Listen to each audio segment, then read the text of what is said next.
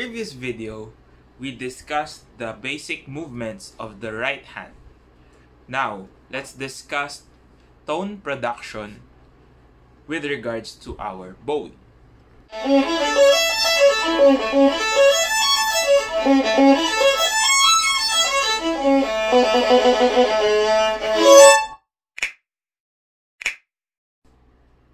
Hello and welcome back to our show, the In-Depth Violin Guide. And for today's video, we will be talking about tone production. So we have studied the basic movements of our bow hand. Now, tone production is concerned with the spring-like action of our bow hand and arm, and also its relation to the strings as we stroke the strings using our bow. So, in order to achieve a good tone, we need to understand the factors that affect tone production.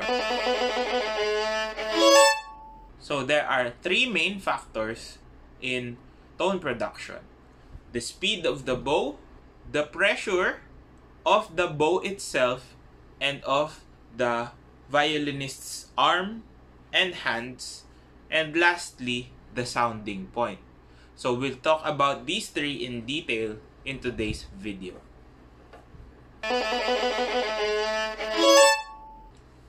So, with regards to these three main factors, we must keep in mind that we should always try to keep our bow parallel to the bridge or perpendicular to the string, making right angles with the string and the bow.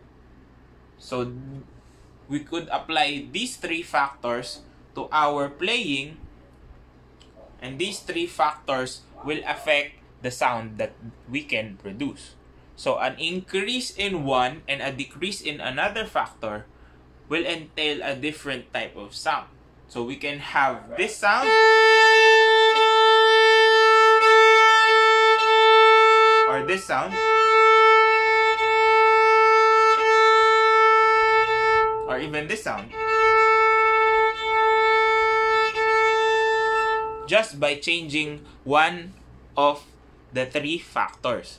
So they work interdependently with each other in order for you to produce a good tone when playing. So as we discuss the three main factors further, you must keep in mind that when we try to change one, we should keep the other two the same, so that the combination of sounds that we can produce can be easily identified. So when it comes to the speed of the bow, when we neglect the other factors such as the pressure and sounding point, if we keep a good amount of pressure on the bow, the faster we move, the louder the sound that we produce. The slower entails a softer sound. So if you want to maintain the same sound or dynamic in a certain bow pattern or a certain set of notes, we must keep in mind that we should always try to play it at the same speed. So for example, if you want to play half notes,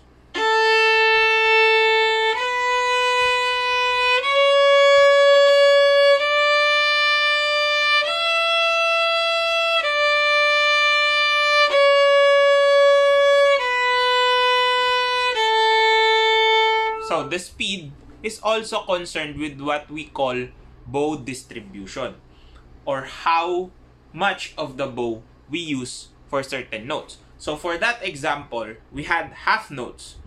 So we tried to play half notes within one beat of the note reaches the middle point of your bow. So this visual cue will entail an equal sound also that would happen. So let's try to use the same speed or tempo, but change the speed of the bow. And let's try to find out if that would work. Again, we are keeping the other two factors as a constant. So, the same pressure and the same sounding point, we're just changing the speed. So, let's try that.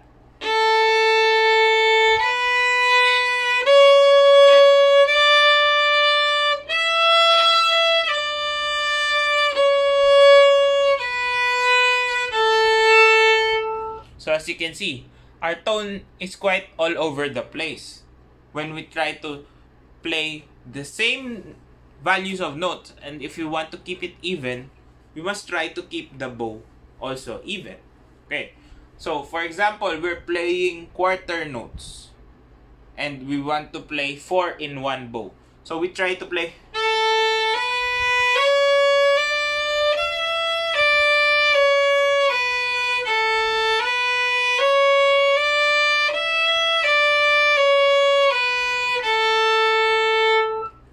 A good exercise for beginners would be to put guide marks on their bow. And again, keep the pressure and the sounding point the same.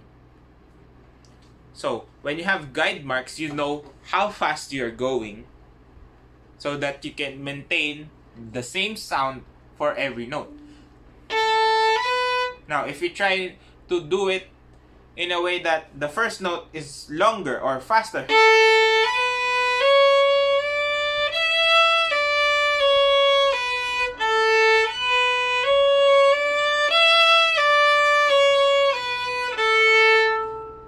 so that is what will happen.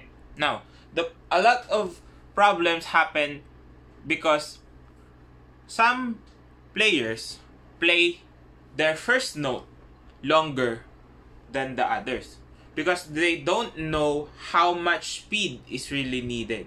No? You might play, like, let's play Twinkle Twinkle. So there is this accent that happens that is very unwanted. So we want to make sure that our first initial attack or our first stroke will keep the same speed as the next ones.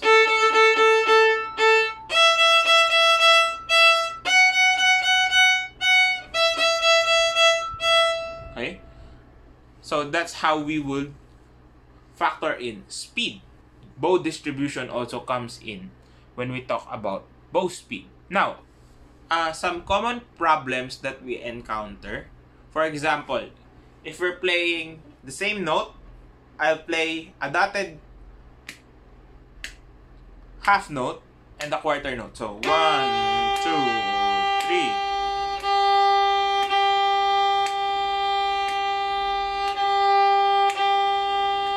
So what happens is I'm getting too far from the point in which I need to play those two notes. So there would be a certain change of speed for me to get back here, right? Because I played 1, 2, 3. So if I want to keep the same speed and the same sound, I would need to play the same length. But of course, I won't be able to reach back. So these types of problems would require me to either change another factor, which is the pressure that I have. So I could do a faster bow but lesser pressure. Let's try that, if that works. 2, 3. 2, 3.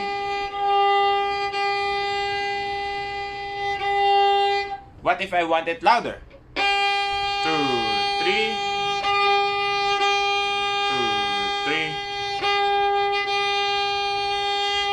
So you need to mix and match the values of each factor so that you can achieve what you want the sound to be.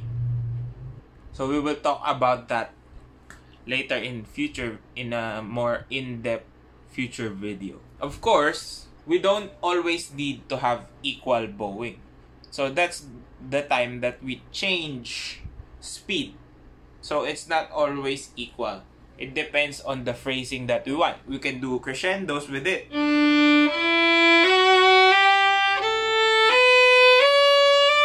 Right? We can also do it backwards.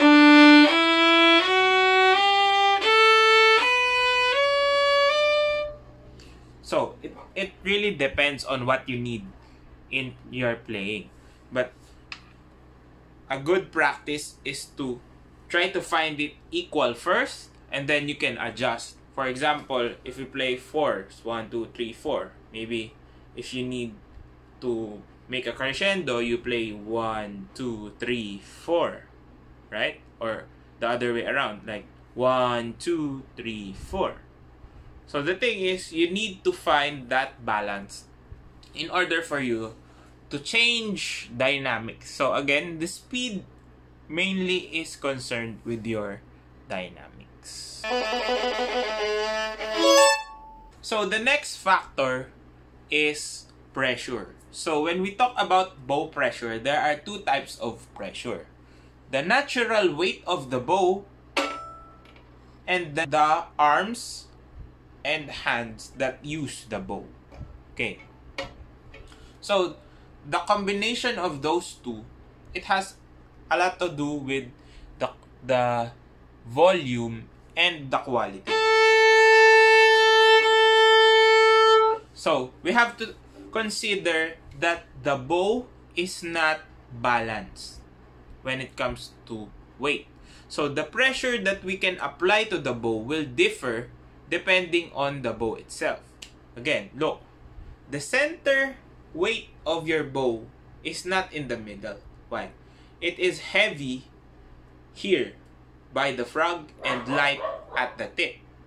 So with that in mind, how do we create equal pressure so that our sound doesn't change when we don't want it to? So again, when we try to draw the bow, we create a natural decrescendo because of the lack of weight here that we don't have. So the lack of weight is also equal to the lack of pressure, lack of natural pressure coming from the bow. So that's where our arms and hands play their role. So we can't really identify how much pressure you would need for certain sounds because everyone has a different hand, a different frame, and a different value of weight that they can produce. So you will try to figure that out. So basically, when you're playing nearer your frog, you spend less energy giving pressure to the bow. So you just let the bow glide. Now, the more that you reach the end, the more pressure is needed. But how do you apply that pressure is another factor. A lot of people think about pressure as a downward force going down for their bows, right? That. But what happens is the quality of the sound suffers. Why? Because again, we need to understand that the violin produces its sound by the vibration of the strings. Now, if we put a downward force directly on top of that string, it would actually hinder the vibration. So how do we effectively put pressure on your strings? So let's take a look back on how it works again. So how does the strings vibrate? So the strings don't vibrate from top to bottom or up and down. They vibrate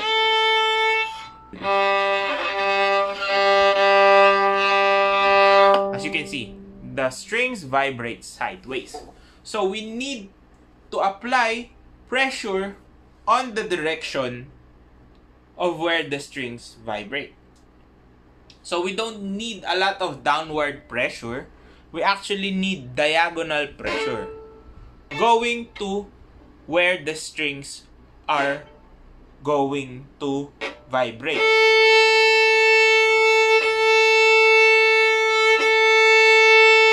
So that would lessen the squeakiness and the scratches that we actually get from pushing too hard on our string. So again, this is the quality that we need.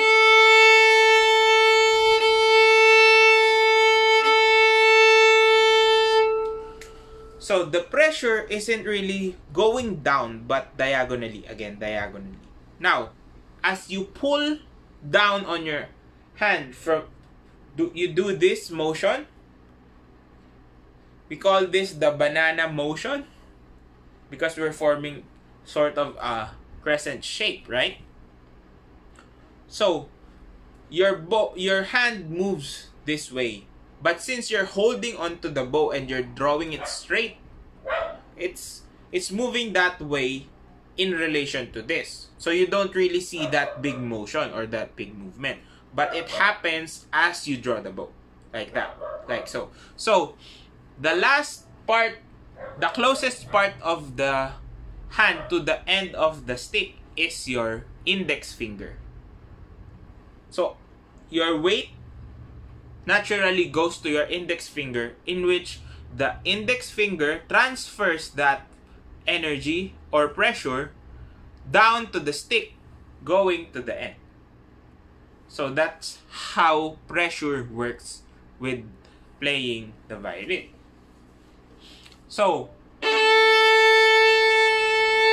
we've talked about adding pressure, but how do we take the pressure away?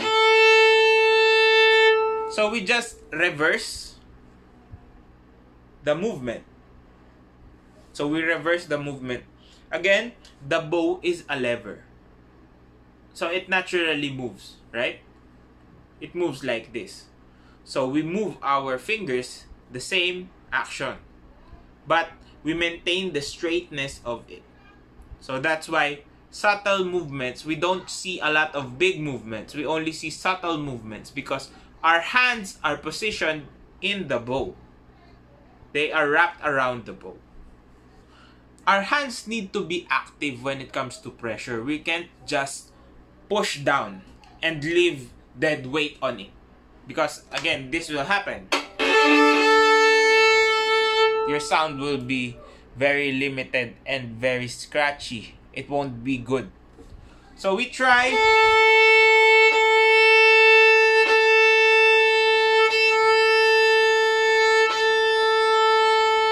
to keep the pressure on.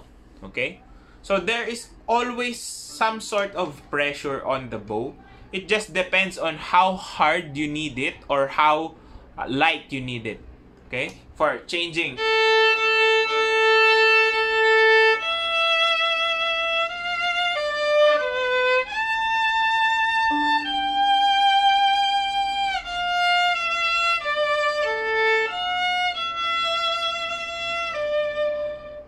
So again, you need to have active fingers, active arms, active hands in order to give enough pressure. So before we continue, we need to also understand that too much pressure can actually change pitch or intonation, especially on the lower strings, since the tensions of lower strings are much lighter than the higher strings. We can see, we can hear. So you should also be careful of how much pressure you apply. So again, it's not just merely putting enough and letting it play. No, you need to understand that the amount of pressure varies on which part of the bow you're playing. Okay, so the last factor is the sounding point. So what is the sounding point? So this fingerboard and bridge The middle part of this is where we draw the bow. Okay. Sometimes we go beyond until here in this part of the fingerboard. So these are different sounding points for our tone production. So general rule of thumb is that the farther away from the bridge, the nearer you are on the fingerboard, the softer the sound is.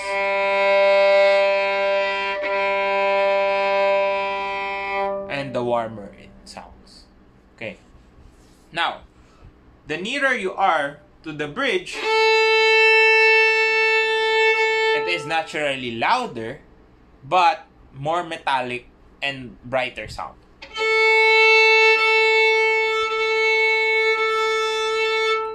Okay. So keeping that in mind, you can play around the certain sounding points. You can keep the same speed and pressure, but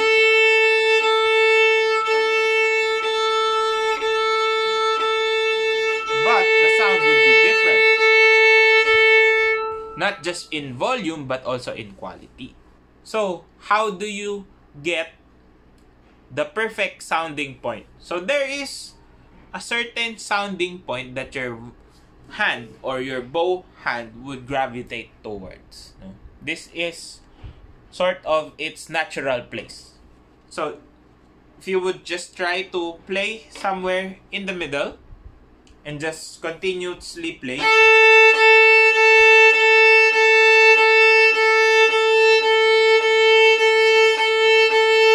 it would go in a certain direction. So, it would stick there. Now, that is the most comfortable place for your bow, but it's not really the best when it comes to your projection or production. So we try to change it. So if you want a louder sound but relaxed pressure, we would go here near the bridge. Now the problem here is that since its its tension is tighter, your bow tends to slip down.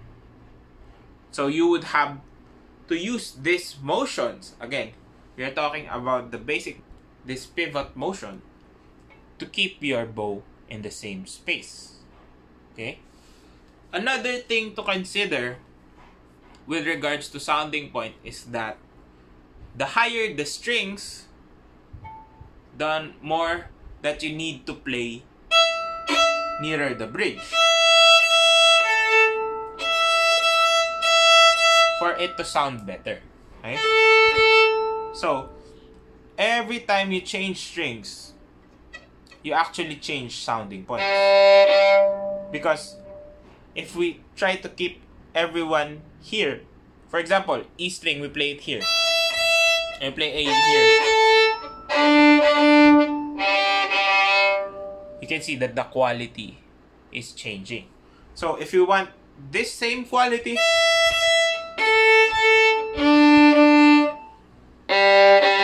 so you can see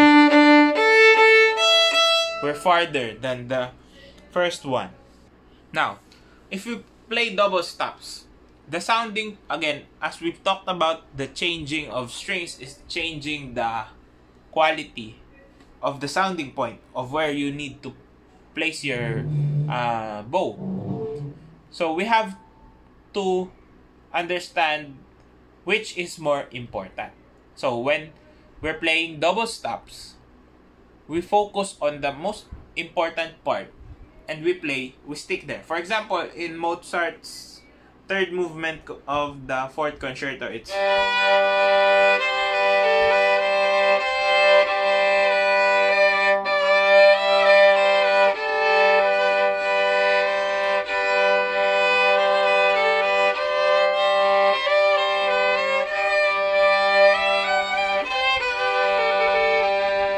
okay. If we play that towards the bridge more, so the G string is going to sound worse, right? So which one is more important? We want to play the D string better, but we don't want the G string to suffer. So we have to compromise and move a little bit closer to the fingerboard.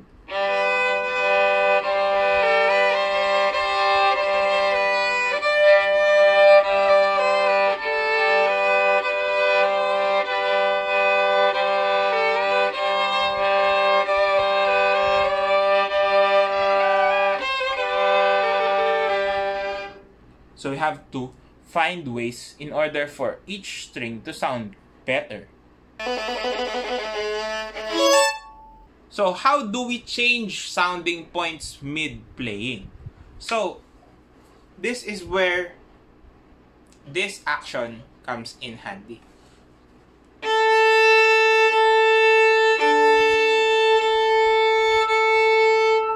So we've discussed these motions, also this vertical axis motion, right?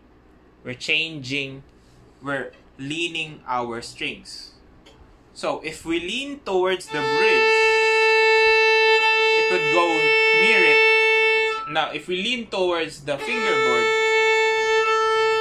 the bow will naturally go to the fingerboard.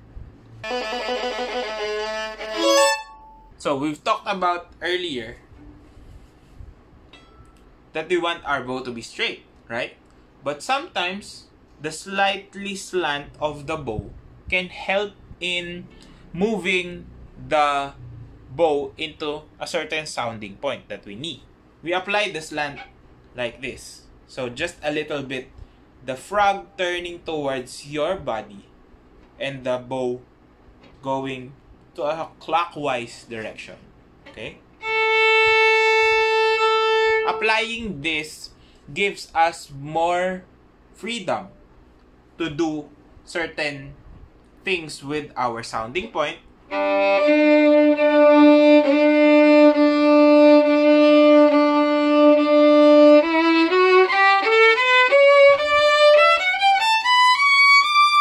So just a slight tilt so that you can play around your sounding point. No? You can move your bow wherever you need it for changing dynamics, for changing quality, for changing the color. So these three basic things or factors are what you need. So you can practice them by simply singling out one and changing it for another. So for example, if you want to practice your bow pressure, you need to keep your bow speed and the sounding point the same. If you want to play around with your bow speed, you need to keep one and another the same.